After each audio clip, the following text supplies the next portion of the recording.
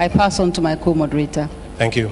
Candidates, good evening. Let's try and situate the various visions that you have expressed in the bigger ambit of a national development plan. The 1992 Constitution mandates the National Development Planning Commission to advise the President on the development planning of the country, among other things. The criticism is that the weakness of the Commission is a reason for which every 4 years we seem to take a different turn. What would you do to make this Commission more effective? We'll start with you, Dr. Abu Sakara. 3 minutes. First of all, according to the latest constitutional review, it was recommended that a national development plan be enshrined in the Constitution so that subsequent governments do not have the option of throwing away parts of it. We would review that plan and adopt it and accept it because we believe it is critical for us to have continuity from one successive administration to another.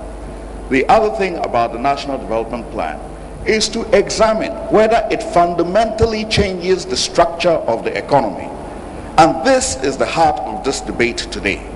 And I repeat, we cannot change the structure of this economy by pursuing macroeconomic policy with a monetary policy targeting single-digit inflation. There is no empirical evidence to support that. And many of the countries that have made it, to the contrary, have made it because they have spent their way through austerity. They have indeed invested in ensuring that their productive sectors are grown rapidly so that they have a high rate of return to bring money back for use in the services. This we must see in our National Development Plan.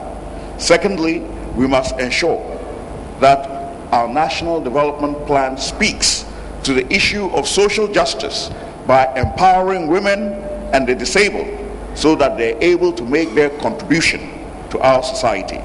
We must also establish a universal and socially funded healthcare system that will be accessible to all and maintain it in the National Development Plan. These are basic services that are rights, just as the right to education is, and we must enshrine that also. I am a product of free primary and secondary education. I went to Queenby Primary School free. I went to Yendi Secondary School free. And I believe many of my comrades would not be standing here today if a government had not prioritized education and the building of human capital as the essential ingredient of development. And that must be enshrined in the National Development Plan. Just as we must ensure that other sectors of the economy are balanced, taking into account where we stand today and where we want to be.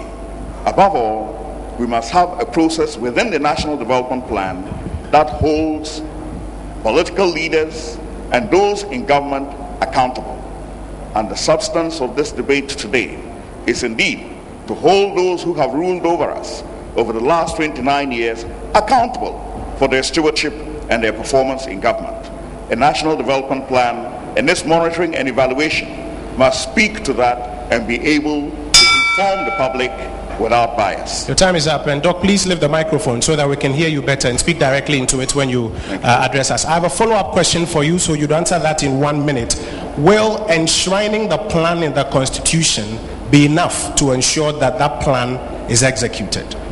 First and foremost, if it is enshrined in the Constitution, it is then understood that a fixed percentage of the budget will be spent on already planned and agreed projects. And without that being done, governments are free to leave parts of it. But when it is done, it will be necessary because the Minister of Finance will have to explain why allocations have not been made for the pursuit of certain projects. There will be less opportunity for judgment debts because there will be no cancellation of contracts.